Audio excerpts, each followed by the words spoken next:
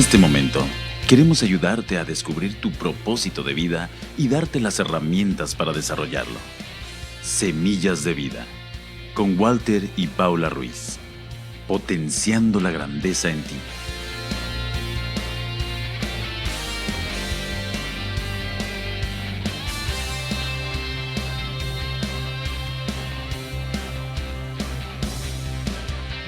Muy buenas tardes, muy buenos días, muy buenas noches en cualquier parte del mundo que nos estén escuchando, pero aquí en Houston, muy buenas tardes. Estamos nuevamente aquí en el programa Semillas de Vida y claro, siempre acompañándome mi amada esposa, como todos los días. Amor, bienvenida, gracias por estar aquí.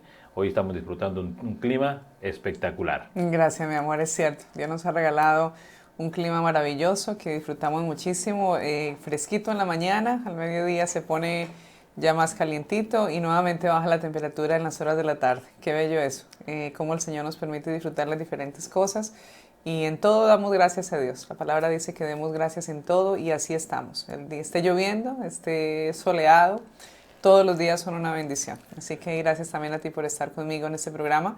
Estamos aquí dentro de la iglesia, dentro de la estación de radio que el Señor nos ha permitido establecer juntos para los propósitos de Dios aquí en este ministerio, en la ciudad de Pasadena, en Houston y ahorita donde sea que nos estén escuchando, ¿verdad? Los medios de comunicación es una bendición como ahora se han expandido. Ya con las redes sociales, todo, ya estamos llegando a muchos lugares, ¿no? Y a veces pensamos que todo era muy limitado, era muy cuadrado, estábamos en una parte acá. Antes de estar en satélite era como, wow, estamos en satélite y lo máximo. Y no, ahora ya, claro, los satélites siguen funcionando, no son parte esencial en las comunicaciones. Pero con el internet como que se han abierto mucho más puertas, ¿no? Claro, se han quitado las fronteras y yo creo que esto es una tremenda bendición porque podemos edificarnos de una mejor manera y bueno, yo creo que cuando se usan los medios de comunicación para bien, el impacto es muy bueno, se pueden alcanzar muchas cosas y nos podemos enriquecer los unos con los otros. Y gloria a Dios por estas estaciones, estamos transmitiendo a través de la 1540 AM, la 101.7 FM, estamos transmitiendo a través de Radio Restauración, es una bendición poder estar en estas ondas radiales llegando a la ciudad de Pasadena, Houston y sus alrededores. El otro día estuve por Beaumont y todavía hasta allá se escuchaba. Así que tiene un muy buen alcance la radio y damos gloria a Dios por eso, deseando que el Señor siga ayudándolos en el avance y en el propósito, en el alcance del propósito que Dios tuvo para poder diseñar esta estación. Buenísimo, amor. Hemos estado hablando estos tiempos acerca del pacto, el pacto del matrimonio, el pacto. La Biblia nos habla mucho de pactos, ¿no? Claro, hay cosas que se han enseñado mal, ¿me entiendes? No vamos a ir por esos puntos, solo vamos a ver lo que se debe enseñar bien. Pero estamos hablando de temas de matrimonios, ¿no? Y yo creo que uno de los pactos, cuando uno toma la decisión de casarse, ¿no? De unirse delante de Dios. Y hablábamos la semana pasada, y en esta semana también estábamos hablando acerca de cuando la gente cree que se casa dentro de una iglesia, cree que Dios los unió y después están divorciándose. Entonces, ¿cómo? Si yo me casé en la iglesia, ¿cómo me voy a divorciar? Bueno, cuando dice la palabra, dice que cuando Dios une, no lo separa el hombre. Cuando Dios los une. Pero cuando uno se une sin consultarlo con Dios, sin hablarlo con Dios, entonces ahí viene el problema. Sí, yo creo que nuestras decisiones definitivamente, todo lo que nosotros hagamos tiene una consecuencia. Y hemos hablado de que Dios nos ha dado el libre albedrío y en definitiva Dios no nos obliga. Esta semana me preguntaba uno de los jóvenes en la clase de jóvenes, me decía, ¿cómo puede ser que un espíritu maligno se entre en nuestro cuerpo si Dios nos dio el cuerpo para que habitara el espíritu? Fíjate, es decir, esa era su duda. Y estábamos hablando acerca del libre albedrío, les decía, mire qué bello esto. Dios creó todas las cosas, creó los cielos, creó la tierra, todo lo que existe fue creado por Él. Y nadie más habría podido hacerlo porque es obvio que hubo una mano divina, ¿verdad? Yo creo que aunque aún los que no creen o dicen que no hay un Dios, ¿cómo pueden negar que todo fue hecho por un ser superior? Entonces, sabemos que todo fue creado por Dios. Y Dios nos habría podido decir, pues ustedes van a hacer lo que yo diga, las reglas, pues las reglas las puso Él, pero les habría podido decir, ustedes tienen que hacer esto, porque Él tenía el derecho, Él fue el creador. Sin embargo, no nos hizo de esa manera. Nos puso en la tierra, nos puso su diseño, sí, sus reglas, claro, pero nos dio la libertad de elegir, ¿nos vamos por ahí o no nos vamos por ahí? Y entonces Él le dio al hombre la libertad. Y cuando el hombre busca o decide por las cosas, por el placer del cuerpo, por decidir a su propia manera, vivir a su propia manera, allí Dios no está, por supuesto, no puede, mejor dicho, le atamos las manos a Dios. No podemos decir, Señor, ¿por qué esto? ¿Por qué lo otro? O sea, tomamos malas decisiones y luego le reclamamos a Dios. No podemos hacer eso, porque sabemos que Dios nos dio esa libertad. Entonces, esa libertad, el apóstol Pablo nos insta a que la usemos para bien, a que la usemos para servirle a Dios, a que la usemos para seguir los principios de Dios. Por eso habla tanto de la gracia. Y la gracia la hemos entendido como la capacidad, la bendición que Dios nos da de sujetarnos a su palabra, porque es que el que se sujeta a su palabra, finalmente vive bien. Claro, vive la gracia, eso es la gracia. Exactamente, vive bajo la bendición de Dios. Es decir, tenemos la gracia de conocerle, de ser libres en Él, porque bien dice la palabra, no podemos servir a dos señores, o servimos a Dios o servimos a las riquezas. Y entonces, es increíble entender esto, porque cuando tú entiendes de que las riquezas, habría podido decir a Dios o al diablo, pero es que realmente no hay comparación de lo uno con lo otro. El diablo, podemos decir, es un ser, sí, que está instigándonos, que está como león rugiente, todo lo que tú quieras que dice la palabra al respecto, pero realmente, ¿qué es lo que le abre las puertas a escuchar o a hacer la vida como el enemigo quiere que nosotros la hagamos? Nuestro deseo por la adquisición de cosas. Entonces, en definitiva, cuando nosotros estamos detrás de la adquisición de cosas, por darle gusto a nuestro cuerpo, sea un placer del cuerpo, sea por obtener cosas, por tener posición, las tentaciones de las que hablamos en algún momento, que fueron las mismas que nuestro Señor Jesucristo pasó, pues estamos tomando decisiones en base a eso, no en base a la palabra de Dios. Y entonces ahí vienen las consecuencias. Entonces nosotros somos seres espirituales, somos un espíritu dentro de un cuerpo, y nuestro cuerpo jala hacia las cosas de la carne, hacia las cosas de la muerte, del pecado. Pero nuestro espíritu siempre está jalando al Señor. Entonces, cuando alguien quiere tomar una buena decisión, siempre le hace caso a su espíritu. Siempre busca la decisión que esté alineada con la palabra. Cuando tomamos una buena decisión, ha ganado nuestro espíritu la batalla, porque hay una batalla dentro de nosotros. Cuando tomamos una mala decisión, alejada de los principios de Dios, pues está ganando el cuerpo. Entonces yo creo que lo que tú dices es muy cierto, en el sentido de que nosotros tenemos que tomar responsabilidad por nuestras acciones. Ya Dios nos dejó la palabra, ya Dios nos dejó gente que nos ayude a crecer espiritualmente. Ahora está en nosotros el poder avanzar, el cerrarle las puertas al enemigo, porque de todo le echamos la culpa al diablo, ¿verdad? De todo. Y entonces, si es que el diablo esto, el diablo lo otro, la palabra dice, sujétense y resistan al diablo y él va a huir de ustedes. Claro. O sea, no hay nada que realmente, nosotros podamos vertirle la culpa a Dios o al diablo, no, porque Dios nos dejó la responsabilidad a nosotros. Exactamente. Fíjate lo que dice la gracia.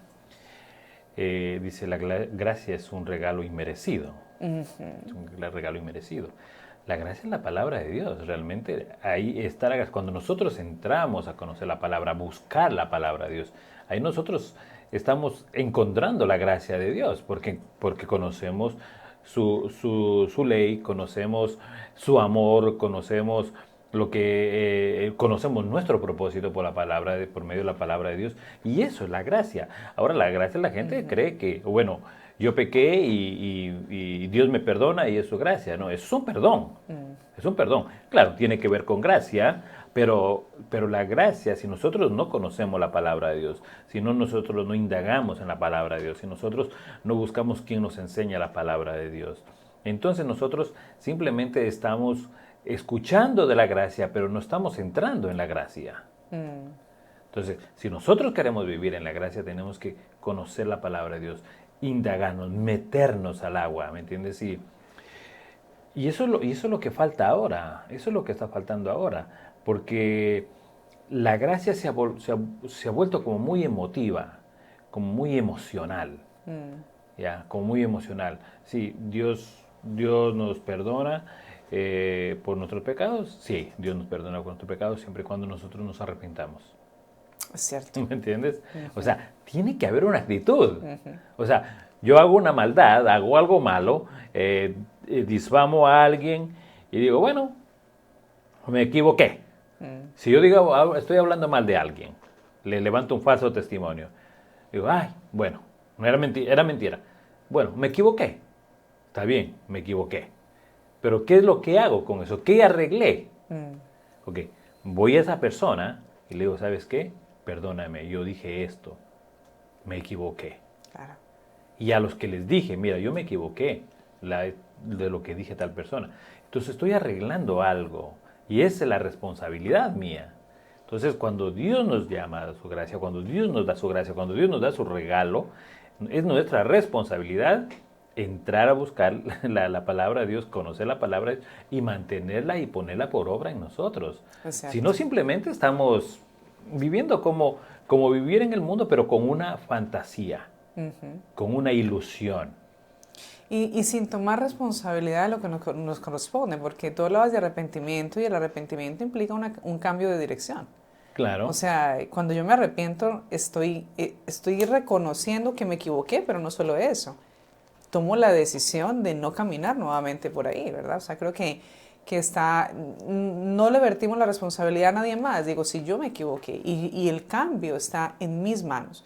Entonces, estos temas por supuesto, de seguir la palabra del Señor es muy, muy interesante y creo que hay elementos muy importantes que aprender para nosotros no estar esperando promesas del Señor que no van a llegar mientras nosotros no hagamos nuestra parte, porque nos gusta la promesa. Es cierto. Nos gusta y abrimos la palabra donde dice, y no te faltará el pan, y te bendeciré, y te abriré camino. Todo eso nos encanta. No te faltará el pan, pero no voy a trabajar. Exacto, sí, no pero entonces el tema es, ¿qué es la parte que me corresponde a mí?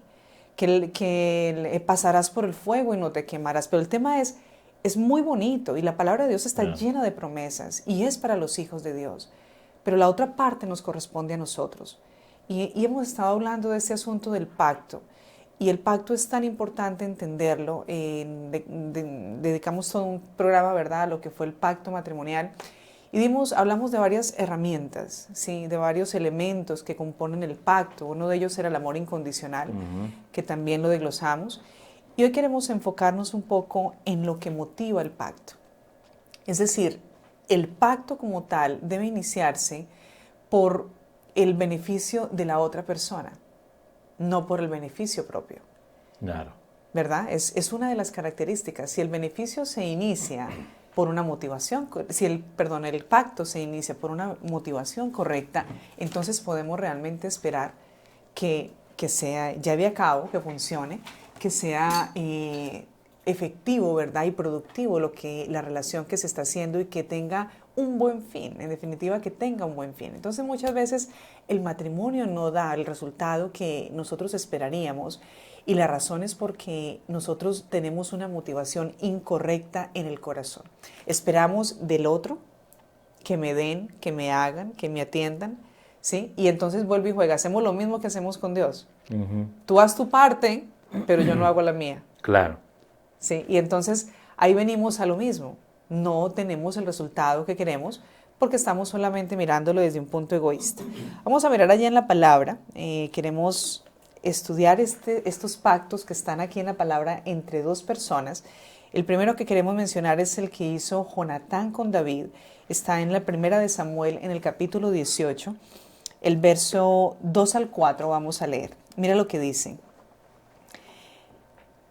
Dice, una vez que David y Saúl terminaron de hablar, Saúl tomó a David a su servicio, y desde ese día no lo dejó volver a la casa de su padre. Jonatán, por su parte, entabló con David una amistad entrañable y llegó a quererlo como a sí mismo. Dice que Jonatán llegó a quererlo como a sí mismo. Dice, tanto lo quería, el verso 3, que hizo un pacto con él. Se quitó el manto que llevaba puesto y se lo dio a David.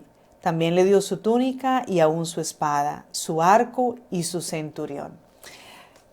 Todo el capítulo es muy interesante, muy precioso esto de lo que habla, de esa amistad entrañable entre ellos, del pacto que hacen, pero vamos a dejarlo aquí en esta parte y vamos a desglosar los elementos que este pacto nos entrega. Es un ejemplo de amor incondicional, es un ejemplo de una motivación correcta para hacer un pacto y que yo creo que si lo hiciéramos de esta manera, cada cosa que nosotros hacemos, pues tendríamos mejores resultados en la vida.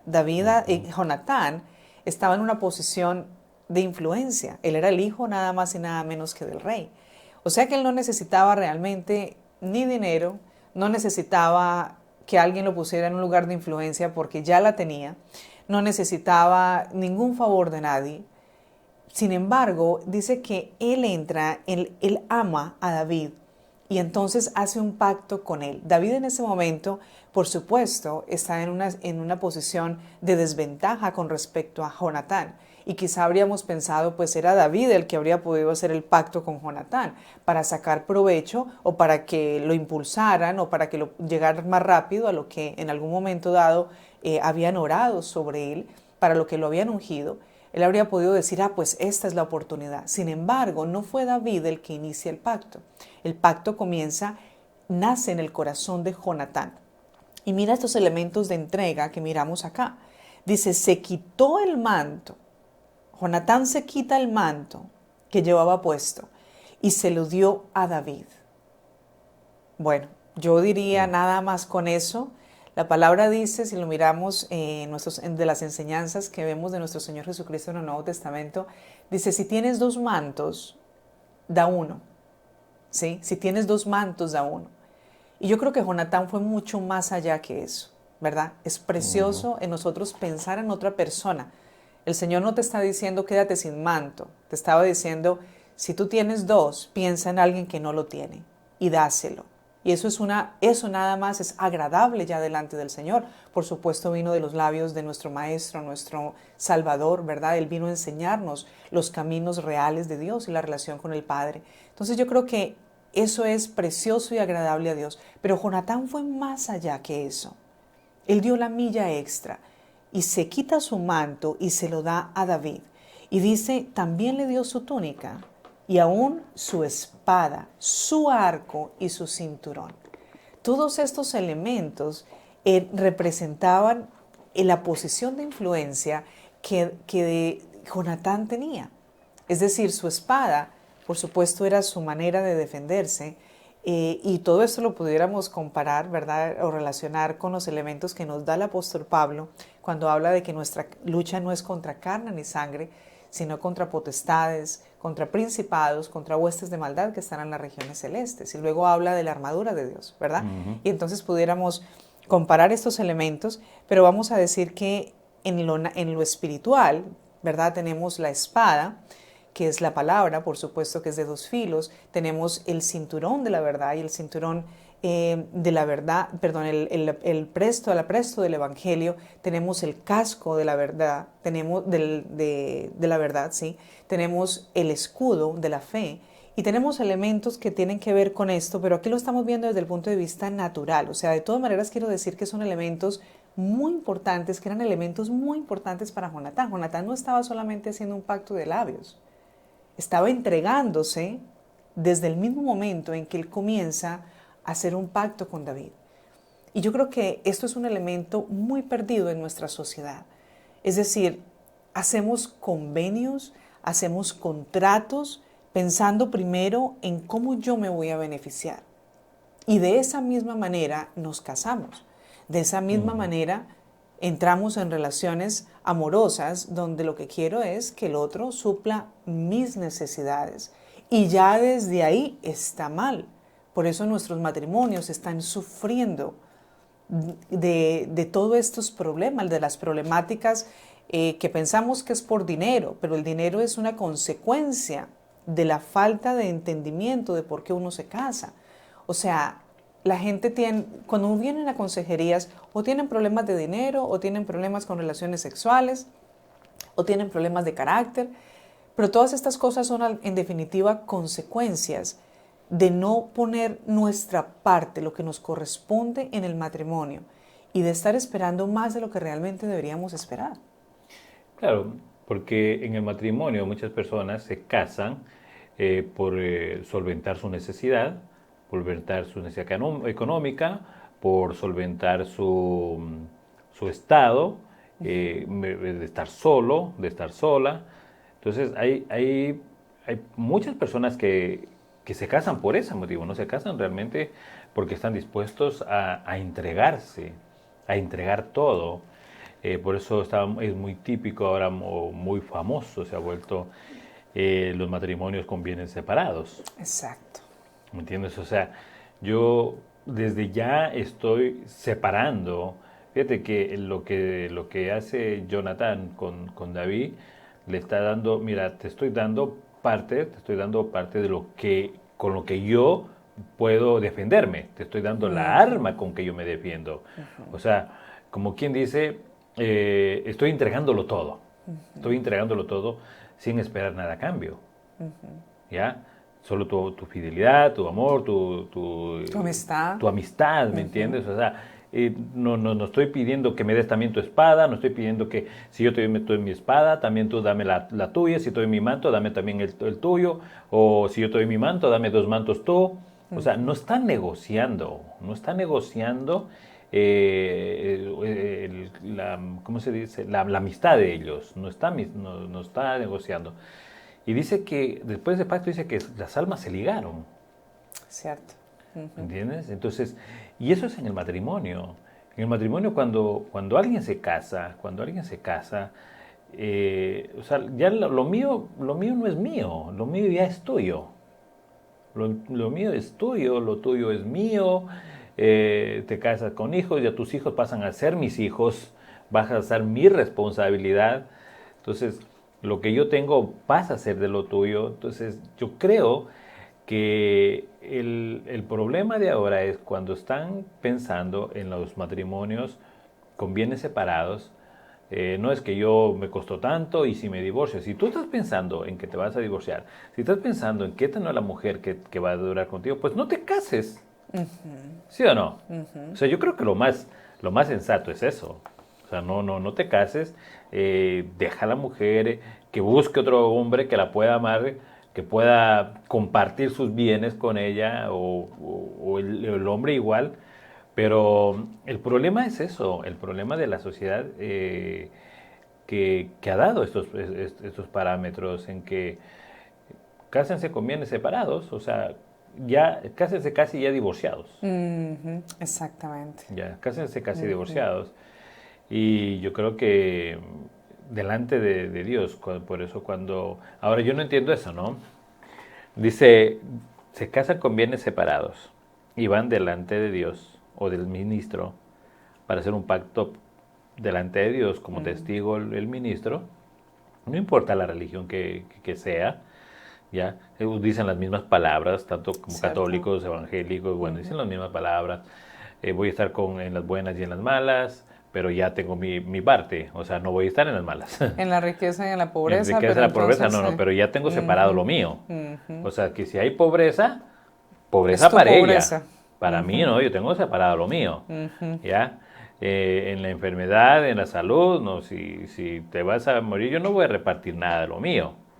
Ya no voy, o sea, yo creo que ese es un problema bien grande dentro de la sociedad que nos han enseñado. Es como lo típico, ¿no? Váyanse a vivir juntos y si se entienden, se casan. Y si no entienden, no se casen. Hay un ejemplo que ponía un pastor amigo, el pastor Ernesto Silva, lo escuché a él y me llamó mucho la atención. En el país de nosotros, cuando vas a comprar una sandía, ¿cómo le dicen acá en México? Bueno, patilla, patilla dicen los venezolanos. Sí. Sandía. Bueno, la sandía, más conocida como la sandía. Vas a comprar una sandía, entonces tú pides la prueba de la sandía. O sea, a veces se vuelve como, pero alguien te da de otra sandía. No, yo quiero probar esta que la voy a comprar. Entonces te hacen con un cuchillo, le hacen un triángulo ahí dentro y la pican y te dan un pedazo de la sandía. Y tú la pruebas y te la comes. Y si te gustó, la compras. Y si no te gustó, alguien va a comprar la sandía huequeada. ¿Me entiendes? Wow. Entonces, eso es lo que le estamos diciendo a la gente. Deja que alguien te pruebe. Y si no le gustas, entonces vas a buscar a otro que te pruebe a ver si te gusta. Cierto. ¿Me entiendes? Y eso es después están los problemas, después de eso, ¿me entiendes? Claro, absolutamente. Después vienen los problemas con todo eso. Por eso nosotros tenemos que enseñar. Por eso dice la palabra, fíjate lo que dice el Señor. Dice, cuando conozcas la verdad serás libre. Conoceréis la verdad y la verdad os hará libre. Mientras nosotros no conozcamos la verdad de Dios, mientras nosotros no conozcamos los mandamientos del Señor, mientras nosotros no conozcamos a Dios por medio de su palabra, vamos a vivir en una mentira. Somos esclavos de una mentira. Por eso hacemos lo que dicen los medios de comunicación, hacemos lo que dicen las redes sociales, y las redes sociales sale con un loco, sale diciendo cualquier cosa en una red social, se vuelven las cosas, las imágenes virales, y de ahí ya crean todo ¿cómo se dice? Una historia. Claro. Y el uno opina una cosa, el otro le dice otra cosa, y el otro... Y hay mucha gente que a veces da lástima, ¿no? Da lástima que pones en un meme, pones algo que es una mentira, y todos opinando sobre la mentira, pero no diciendo eso es mentira, sino, wow, porque esto, porque este otro, y esto. Entonces, resulta que todos entraron a una mentira. ¿Ya? Y si nosotros conocemos la verdad, cuando nosotros conocemos la verdad, sabemos que el Espíritu nos revela, sabemos que el Espíritu dice, eso no es verdadero, eso es falso, ¿ya? Fíjate que las personas que cuentan el dinero, no les dicen, mira, este es dinero falso, este es dinero bueno, no, solo les enseñan el dinero verdadero. Solo les enseñan el dinero verdadero. ¿Por qué les enseñan el dinero verdadero? Porque hay muchos falsos que se parecen a los verdaderos. Entonces, cuando tú solo tocas el dinero verdadero y tocas algo que está medio raro, dice, no, esto es falso. No necesitas saber si es bien falso o menos falso, si es casi acertado a la realidad o no. No necesitas saber, esto es falso. Y ese es el Evangelio. Exacto. Y esa es la palabra de Dios. Jesús vino a enseñar la verdad. La verdad. Jesús vino a enseñar la verdad y la defendió a la verdad y fue a la cruz, hasta la cruz con la verdad, resucitó con la verdad. Entonces, nosotros, como Él nos enseñó la verdad, como Él resucitó con la verdad, sabemos que el Señor viene. ¿Por qué? Porque es la verdad que viene. Amén. Es la verdad que viene. Entonces, no es que son historias, no, hay gente que dice, y Jesús ya vino, crean lo que quieran. Yo creo lo que dice la palabra de Dios, que el Señor va a venir. ¿Entiendes? Ya. Y el que quiera creer eso, crea eso. Si me toca morirme con esta ilusión de saber que un día el Señor va a venir, muero con esa ilusión. Claro que sí. Que el Señor va a venir. Sí, la palabra habla claramente y su segunda venida será de juicio y bueno, ya nos meteríamos por supuesto en un tema exactamente que pues por supuesto muy interesante, pero hablando del tema que nos atañe, yo creo que los tiempos, pues en realidad con respecto a lo que estás hablando, estamos en tiempos finales, o sea, eso cualquiera que medio tenga temor del Señor, que medio haya leído exactamente, entiende de que estamos en tiempos finales y que por esa razón es que estamos justamente, la lucha que estamos desatando ahorita con respecto a la familia, a rescatar la familia, justamente es por eso, porque estamos en tiempos finales y entonces dice la palabra que en los tiempos finales a lo bueno le llamarán malo y a lo malo le llamarán bueno. Y entonces ahora el formar una familia fuera de los lineamientos de Dios le llaman bueno. felicitan a la gente por las noticias, por los programas que sacan en los programas de televisión, felicitando por haber conformado una familia con 2 mujeres o 2 hombres, haber levantado hijos, y consideramos que simplemente estas son cosas que son parte del final de los tiempos, ¿sí? Y que cada cosa se va a ir poniendo todavía más difícil, pero por eso es cada vez más importante, de vital importancia, que los que proclamamos la justicia, que los que vivimos en la palabra de Dios, en la verdad, podamos tener estas herramientas y entender cómo nuestros matrimonios pueden funcionar, porque el mundo necesita ejemplos, el mundo necesita espejos, necesita ver a alguien que aplicando los principios de Dios haya tenido una vida plena. Es decir, yo creo que tenemos una responsabilidad tan grande delante del mundo y delante de Dios. Si no somos nosotros los que proclamamos la verdad de Dios, ¿quién va a dar buen ejemplo al mundo? Es como la palabra cuando dice, ¿verdad? Si nadie les predica, ¿cómo van a conocer del Señor? Exacto. ¿Cómo se van a arrepentir? La gente está, ahí está lista, la mies está lista, el problema son los obreros, dice la palabra. Claro, el problema son los obreros. Y con la familia es igual. Las familias están anhelando quien les muestre, quien los aliente, pero no podemos estar predicando y con nuestras familias desbaratadas. No podemos estar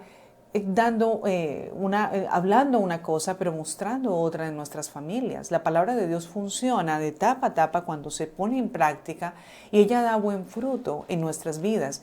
Y todo comienza por la vida familiar. O sea, la vida familiar es algo tan importante.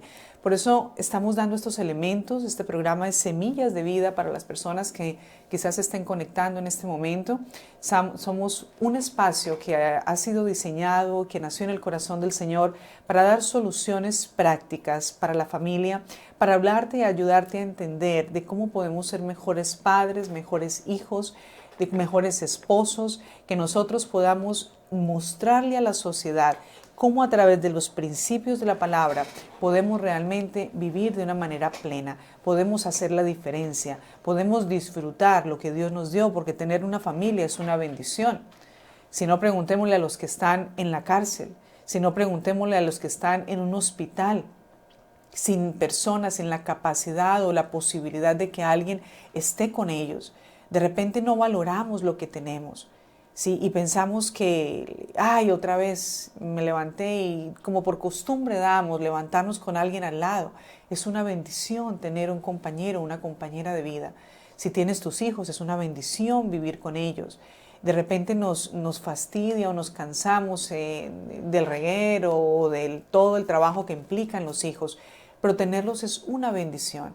Entonces yo creo que nosotros, no importa en la situación que nos encontremos, si tenemos a alguien a nuestro alrededor, disfrutémoslo, aprendamos cómo relacionarnos con esa persona, quizá personas ya ancianas que vivan con sus hijos.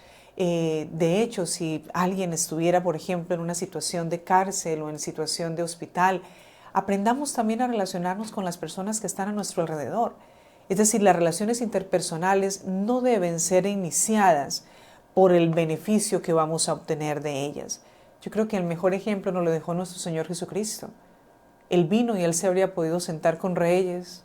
Claro. ¿Sí? Se habría podido buscar, es decir, personas de influencia. Sin embargo, cuando pretendieron ponerlo a Él como rey, que el pueblo estaba queriendo para poder salir en libertad del yugo del pueblo romano que estaba sobre el pueblo pues de Dios.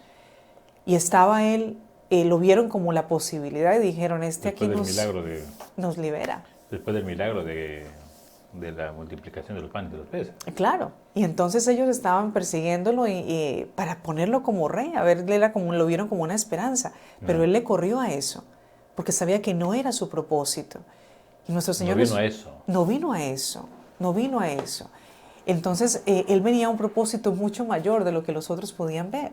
Y entonces Él se sienta, lo vemos sentado con prostitutas, lo vemos sentado con cobradores de impuestos, lo hemos sentado con gente donde estaba la necesidad. ¿Y qué le podían dar ellos a Él? Claro. Nada. Él motivaba estas relaciones, esta búsqueda de la gente para Él serles de bendición. Si nosotros en nuestra sociedad tuviéramos esa mentalidad, yo creo que tendríamos un mundo muy, muy diferente. La palabra nos da herramientas tan importantes y nos permite entender cómo es el corazón de Dios. Por eso es importante leerla. Y donde quiera que tú estés, no sabemos quién nos está escuchando. El Señor sabe quién necesita escuchar esta palabra, pero donde quiera que tú estés, sea que estés en tu casa, en tu trabajo, quizá en alguna de las condiciones que acabamos de mencionar, Dios tiene siempre un propósito con nosotros. Todo lo que toma es que nosotros entremos en la obediencia de sus principios, que nosotros podamos entrar con una motivación correcta a todo lo que hacemos. La palabra dice, todo lo que hagan, háganlo como para Dios, háganlo como para el Señor. Por eso fíjate que hay un tema de que la gente dice, hay que hablar del amor de Jesús.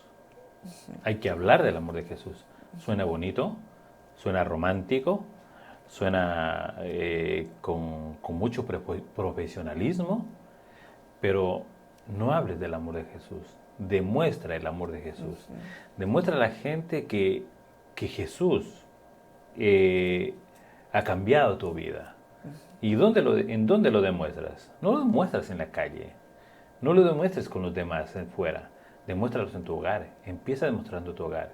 Porque hay gente que te habla del amor de Jesús, pero tienen sus hogares patas arriba, como dices. Maltratan a sus hijos, maltratan a sus esposas, maltratan a todo mundo, maltratan hasta al perro, lo maltratan. Entonces, a veces nosotros, eso es lo irónico, lo irónico. Por eso yo creo con toda certeza que si nosotros no nos arrepentimos de corazón realmente, no importa la posición que nosotros tengamos, lo que tú decías, Jesús no vino a buscar un trono aquí en la tierra. Yo soy el Hijo de Dios, yo soy Dios encarnado, y yo creé la tierra, así que yo vengo a verme aquí un trono. No, Él vino y no fue a buscar la gente a las sinagogas, a los que más sabían. Buscó a los que estaban dispuestos, a los que estaban dispuestos a seguirlo. Porque a par de personas les dijo que lo sigan y no lo siguieron. Pues pusieron pretextos.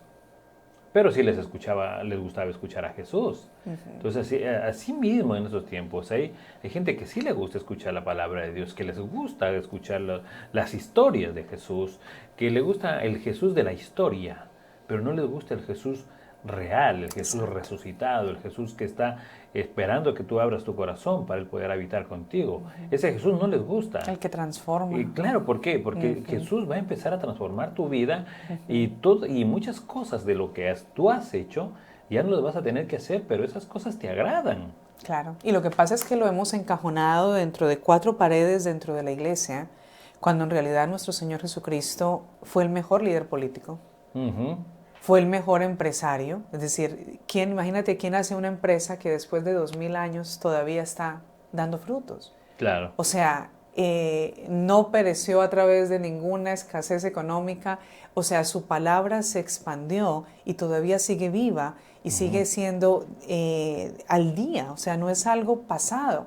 Desafortunadamente escuchamos organizaciones religiosas tratando de hacer cambios en la Biblia, de abolir la Biblia porque es un libro viejo, cuando realmente es falta de entendimiento y de revelación, porque la palabra de Dios es viva para nuestro día, para el día de hoy. Es decir, tú abres la Biblia y por donde quiera encuentras sabiduría. Entonces, vemos que el Señor nos dejó su palabra para que nosotros la apliquemos en todas las áreas de nuestra vida. No podemos pensar en Jesús solamente dentro de la iglesia. Por eso hablábamos hace poquito, ¿verdad? Decíamos de la entrevista que le hicieron al presidente Lincoln, cuando vivía, por supuesto, y le preguntan quién era el líder político que más admiraba a él de la historia. Y él, siendo creyente, siendo una persona que asistía con regularidad a la iglesia, no contestó Jesús. Su respuesta fue de líderes políticos, ¿verdad? Mortales común y corriente como él. Y después hacían el análisis por qué razón el presidente no contesta a Jesús. No es responsabilidad de él. Es culpa de los ministros que transmiten la palabra de una manera encajonada, es decir, encajonamos la fe solamente dentro de la iglesia. Y por eso es que tenemos un problema en el nivel social cuando no avanzamos en la sociedad, que no influenciamos hacia afuera. Por eso la iglesia está limitada en la influencia que tiene, porque lo hemos encajonado. La iglesia no es de influencia. La verdad no es de influencia. La iglesia no... Ahora, por ejemplo, en estas elecciones, que muchas iglesias, muchas organizaciones se levantaron porque es necesario, ¿me entiendes? Porque es necesario. Pero la iglesia no ha sido de influencia. No ha sido de influencia. La gente del mundo busca a las iglesias para pedir votos, para buscar votos. ¿Me entiendes? La gente de afuera, pero no que sean cristianos, no sean que son personas que predican la palabra, o no son personas, ¿me entiendes? Buscan los votos, pero después, chao, gracias. La iglesia siempre la iglesia se ha hecho una isla, mejor dicho, se ha aislado. Exacto. La iglesia hizo un círculo y aquí estamos nosotros los más bonitos, los que hablamos desde el amor y estamos acá. Y los demás, los que manejan los cables, los que mueven los cables, entonces ellos sí nos ponen leyes que a nosotros no nos gustan, nos meten, ¿cómo se llama?, en cosas que nosotros no queremos hacerlas, que no practicamos. Tenemos que aceptar las condiciones que ellos dicen. ¿Por qué? Porque la iglesia no ha ido a reclamar. La iglesia creemos que todos, ok, vamos a ponernos de rodilla a orar. Sí, eso es bueno, pero también tenemos que reclamar. Claro, hay que actuar. Fíjate, yo escuchaba recién una entrevista que estaba Cacho Luna y Dante, y ellos decían, hay cosas que sí las oramos, que hemos tenido que orar. Porque queremos la intervención de Dios. Pero también Dios decretó jueces en la tierra. Y hay abogados también en la tierra. Entonces, tenemos que ir a ellos para que peleen por nuestros derechos aquí en la tierra. O sea, nosotros sí, Dios sí puede de una manera sobrenatural hacer cosas. Pero también tenemos nuestra responsabilidad de ir a pelear en la tierra, aquí en la tierra. Claro. Bueno, entonces, y es que el Señor Jesús lo dijo cuando le preguntaron por el tema de los impuestos. Lo dijo, al César lo que es del César, a Dios lo que es de Dios. Exacto. O sea, tenemos autoridades naturales y tenemos autoridades espirituales. Y yo creo que nosotros tenemos que saber que tampoco hay tal división o separación de las cosas. O sea, ¿por qué razón la iglesia no influencia? Las dos autoridades hay que respetarlas, no porque nosotros somos cristianos, no nos sujetamos, por ejemplo, a un policía. Tú paras, cuando un policía te pone las luces, tú paras. Claro, y tú le dices, soy cristiano, sí. Lo que sea, tú puedes mostrar en la Biblia. Te pasaste la luz, el policía lo que hace es cumplir su trabajo, hacer respetar la ley. Tú la violaste, eres cristiano, eres pastor, lo que sea, ibas a un exceso de velocidad, te pusieron un ticket. Exacto. Te pones de rodillas a orar. No, tienes que ir al juez. Hay que pagar el claro, hay que pagar. Tienes que presentarte al juez. Exacto. Y te ponen ahí, preséntese al juez si usted se cree que es inocente. Ahora, el que las autoridades naturales que tenemos no tengan conocimiento de Dios, que ellos no actúen como actuaría un líder espiritual o como la manera como tú esperas, es la responsabilidad de la iglesia. Claro. Porque la iglesia, que es la que conoce, se ha encajonado. Necesitamos salir, necesitamos expandernos, necesitamos hablar. La gente piensa que, por ejemplo, la gente no vota porque piensan que no es espiritual. Exacto. Que no es un tema espiritual. El voto es un asunto espiritual. El voto es una semilla que nosotros estamos poniendo para nuestras próximas generaciones. En la nación que nuestros hijos van a heredar depende del voto que nosotros estemos dando hoy. Entonces, es decir, yo creo que hay un malentendido con todo esto y pensamos, la gente le pregunta, no, yo no cojo ningún partido, ¿sí? Y tampoco se trata de un partido, pero dice, yo no cojo ningún lado, yo soy de Cristo. Y claro que somos de Cristo, pero el Señor ha elegido, dice que toda autoridad fue puesta por el Señor. Toda autoridad en la tierra, así sea natural, fue puesta por el Señor. ¿Qué quiere decir? Que nosotros tenemos que saber que no hay tal separación de iglesia y Estado. La separación de la iglesia y el Estado la ha puesto el hombre. El hombre, la idea del hombre. Pero la idea de Dios es que toda la tierra fuera inundada de su gloria. Y cuando dice que toda la tierra, está hablando de todos los sistemas. El sistema político, el sistema educacional, el sistema De medios. Exactamente, de los medios de comunicación, los sistemas de entretenimiento, los sistemas de negocios, la familia, ¿verdad? Todo es todo, no solamente la iglesia. Y bueno, yo creo que este tema es tan importante. Comenzamos hablando de lo que fue el pacto, ¿verdad? Y cómo nosotros podemos iniciar pactos con una motivación correcta. Pero yo creo que el Señor nos está guiando a aportar nuestro granito de arena en que podamos tener una mentalidad que realmente impacte. El ejemplo que nosotros debemos dar en la familia. También debemos pensar en las otras áreas que el Señor también está interesado en eso. ¿Cómo no va a estar interesado el Señor en la política? Claro. ¿Qué te parece? Y ese es el problema, que nosotros, como lo que nosotros creemos que Dios cree. Ajá. Fue un trabalenguas, ¿no? Sí. Pero nosotros creemos que a Dios no le gusta, entonces creemos que a Dios no le gusta, porque nosotros creemos. Pero nosotros no somos Dios para creer lo que Dios cree.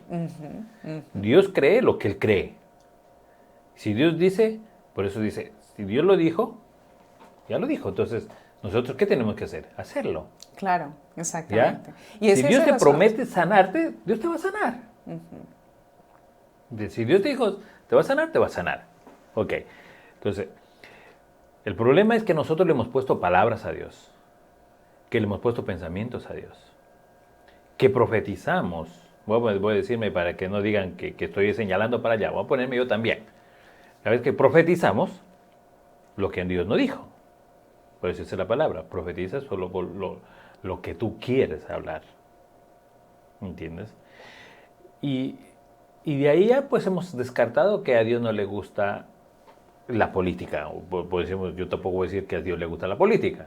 Porque bajo nuestro concepto es corrupta, ¿verdad? Exactamente. Etcétera. Porque hemos tenido países donde la política es corrupta. Ok. Yo creo que, mira, vamos a hacer... La política, como concepto, es un concepto. Corruptos son las personas. Los corruptos son las personas. El evangelio como evangelio es sano. El evangelio es la palabra de Dios, son las noticias buenas para nosotros. Es el evangelio del Señor. Que hayan ministros corruptos no quiere decir que el evangelio es corrupto. ¿Me entiendes? Entonces... Las personas se hicieron corruptas, ¿por qué? Por la avaricia, por el amor a tener las cosas, no les importó. Nosotros se escucha de gobernadores, y la historia habla de gobernadores, que no les importó ni su familia, que les quitaron las esposas a sus hermanos para casarse, y bueno, se escucha un montón de cosas, pero no es la política. La política es un sistema de gobierno. Exacto. Es decir, como concepto, la política es un sistema de gobierno. Ahora, el problema es los que se asocian a la política. Exacto. Los que quieren mover este sistema de gobierno, lo mueven con beneficios. Miren, en Ecuador hubo un presidente que murió pobre. Fue 5 veces presidente de Ecuador. Y murió pobre. Murió en Argentina. Tuvieron que hacer, ¿cómo se dice? Una recolecta para traer el muerto al Ecuador. El país le quedó debiendo como $20 o 20 sucres en ese tiempo de cuando él le entregó sus cuentas. O sea, él puso de él. Él fue un servidor. Se llama Velasco Ibarra. Entonces, en estos tiempos, los políticos les encuentras mansiones, les encuentras carros del año, y cuando no tenían nada. Cuando no tenían nada, cuando se escondían entre las montañas a estar haciendo cosas, y ahora salen con tremendas ganancias. Claro. Entonces, ahí viene la corrupción, esa es la corrupción. Entonces, la política no es que sea corrupta. Claro, de mal usar el dinero, digamos, que se recoge del pueblo, los impuestos, los taxes, no para el beneficio del pueblo, como debería ser, ¿verdad? Claro. El sistema de gobierno, sino más bien para su propio beneficio. Exacto. Y ahí está, es decir, es el hambre y la ansiedad y el deseo del poder y el dinero. Es básicamente. Claro, y ahí está el tema. ¿Dónde nace eso, amor? ¿Dónde nace? ¿Dónde nace? Eso no nació en la política, cuando ellos están desarrollando la política. Eso no nació en el puesto donde ellos están. Eso nació antes en sus hogares, porque no tuvieron a Cristo, o porque tuvieron una religión.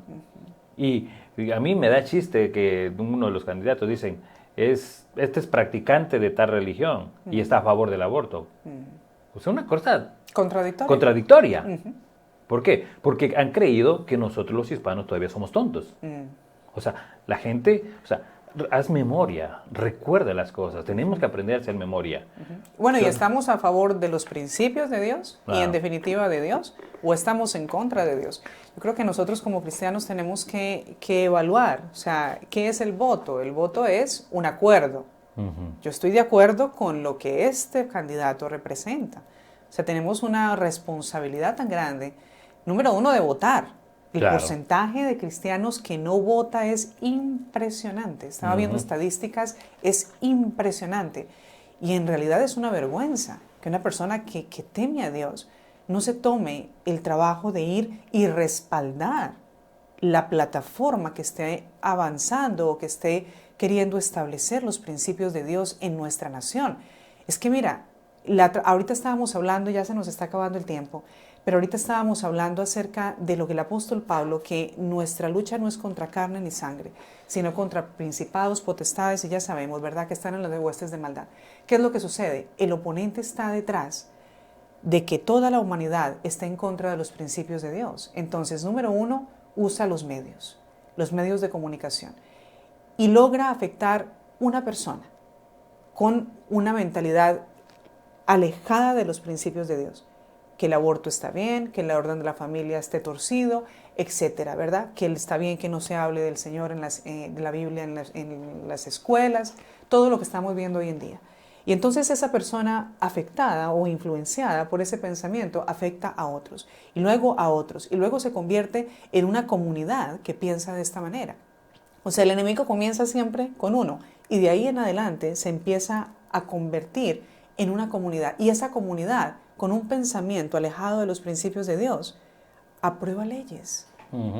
Aprueba leyes, o sea, se convierte en ley el pensamiento equivocado o contrario al principio de Dios. O sea que nosotros tenemos que hacer lo que está en nuestras manos para apoyar plataformas. La gente piensa que se trata de la persona, que están votando por una persona. No están votando por una persona, están votando por una plataforma. Es decir, que apoya o no apoya los principios de Dios. Lo que tú dices es cierto. Yo he escuchado inclusive no solo de personas, organizaciones que dicen, no, apoyamos aquí porque esta persona está a favor de, por ejemplo, los inmigrantes. ¿En dónde en la palabra tú ves que el juicio de Dios llegó a una nación por las leyes de inmigración? El juicio del Señor sobre las naciones, sobre un país, sobre una comunidad, vino por causa de inmoralidad sexual. Inmoralidad. Inmoralidad. Toda inmoralidad. Exactamente. Toda inmoralidad. Exactamente. Es triste que todavía a estas alturas de este tiempo, donde todavía podamos creer las mentiras que nos dicen la gente. Fíjate, mira, Hitler dijo esto, y eso lo aplican los políticos. Mira, eso lo aplican los políticos. Yo estuve metido en la política.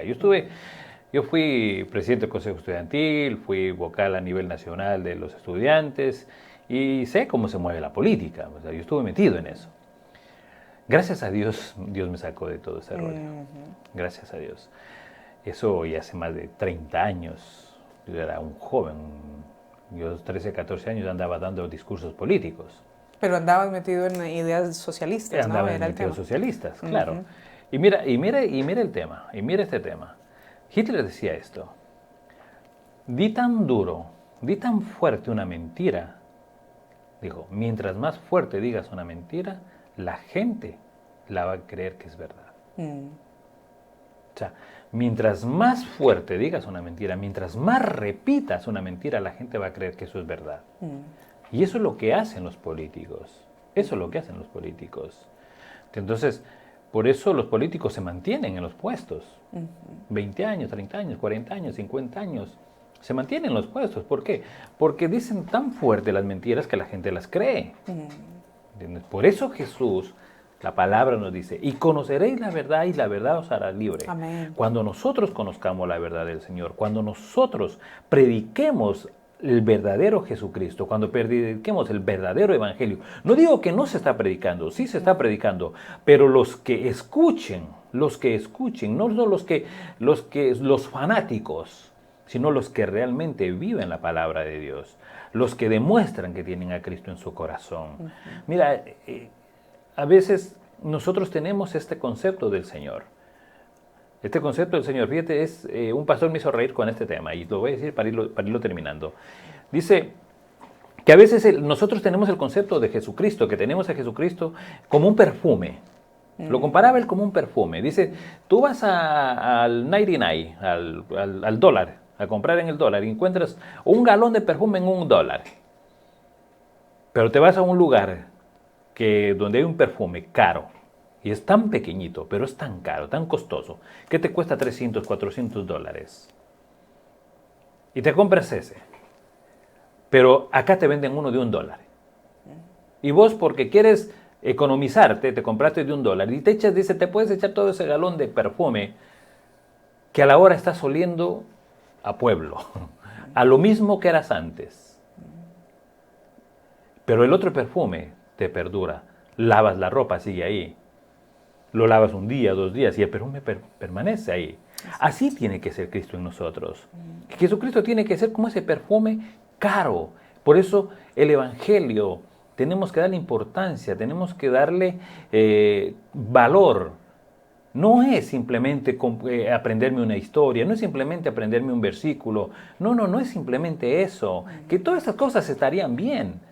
Pero el Evangelio tiene que ser como ese perfume, que no porque te echas un balde de agua ya se te fue el Evangelio, no porque un pastor dijo algo que no te gusta a ti y ya te saliste del Evangelio. Yo no sé cuántos van a criticar esto, pero no importa que lo critiquen. Pero hay personas, y esas personas son los que tienen ese perfume barato, donde creen que el Evangelio es echarse un balde de agua y ya soy de Cristo. No, el Evangelio, los patriarcas de la palabra de Dios, los discípulos de Jesucristo, ellos no andaban buscando regalías, o ellos no estaban buscando a quién caerle bien, ellos predicaban la palabra. Santiago era tan duro con la palabra, me gusta Santiago, no porque era duro, porque era derecho, era directo. Mira, si este es el problema, sácalo de la iglesia. Si este está dividiéndote la visión, sácalo de la iglesia, no sirve para la visión. Entonces, pero nosotros no, hay que estar ahí, hay que estarles dando masajes, hay que estarle todo para que el niño de 40 años, 50 años, te deje un desastre dentro de la iglesia. ¿Por qué? Porque no quiere comprometerse con Dios, porque no quiere tener a Dios en su corazón, porque quiere tener su vida en pecado, y no es solo el pecado sexual, sino el pecado de rechazar a Dios. De rechazar a Dios, el pecado de conocer realmente la verdad de Dios. Eso es un pecado. Para Dios es un pecado. Cuando tú lo rechazas a Dios, eso es un pecado para Dios. Entonces, creemos que el pecado es relaciones sexuales, creemos que el pecado es solo mentiras. No. El rechazar a Dios. Y cuando nosotros rechazamos a Dios, entonces queremos tener un Dios a como nosotros nos gusta. Queremos tener el Dios conforme a mí. Entonces, yo creo que estamos en los tiempos donde nosotros tenemos que hablar la palabra de Dios. No solo hablarla, sino vivirla, demostrarla. Que en nuestros hogares, nuestros hijos digan, papá, enséñame del Señor. Papá, mira, busquemos de Dios. Papá, yo quiero orar como oras tú. Papá, yo cuando sea grande yo quiero hacer como tú. Y esas son las cosas que inspiramos a nuestras generaciones. Inspiramos a nuestras generaciones. No, papá, yo no quiero, cuando sea grande, yo no quiero encerrarme como tú te encierras. Yo no quiero ser que una cosa en la iglesia y otra cosa acá. Bueno, se nos ha ido el tiempo, mi amor. Ya estábamos entrando en calor. Pero, en calor porque está un poquito frío. Bueno, damos gracias a todos por este programa. Gracias, mi amor, por estar aquí. Sin antes invitarlos, este domingo tenemos un recibimiento, nuestra segunda generación de líderes, nuestra segunda generación de líderes, así que vamos a hacer un recibimiento de nuestra segunda generación de líderes hoy, el domingo a las 11 de la mañana, el día miércoles vamos a anunciar, el día miércoles tenemos reunión por Zoom, tenemos una enseñanza por Zoom, muy buena, se pone muy interesante. Así que si alguien quiere que lo pongamos en Zoom, puede que nos llamen o nos escriban un mensaje en el WhatsApp de la iglesia, también, en la página, entra al WhatsApp de la iglesia, casadencuentro.com. casadencuentro.com, entra ahí a casadencuentro.com, ahí va a ver el WhatsApp de la iglesia, nos manda un mensaje, yo quiero estar en las clases de los miércoles donde enseñamos muchas cosas interesantes y lo adherimos y le mandamos la invitación. ¿Okay? Y también en el 171 Pasadena Times Square Mall estamos de fiesta todos los domingos. Macro Plaza Mall, estamos por la entrada A. Dentro de Macro Plaza Mall. Así es, te esperamos. Dios te bendiga, que tengas un muy bendecido día y una muy bendecida semana. Te esperamos mañana a las 12 del día. Aquí estamos, nos fue.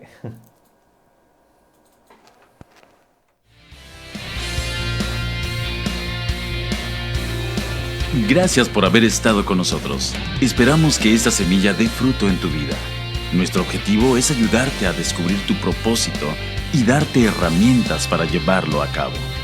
Este programa es auspiciado por Ministerio Casa de Encuentro, ubicados en 171 Pasadena Town Square Mall, Suite 103, Pasadena, Texas, 77506, dentro de Plaza Paseo Mall. Entrada A. O visita nuestras páginas en casadeencuentro.com, Facebook e Instagram. O llámanos al 832-872-2720.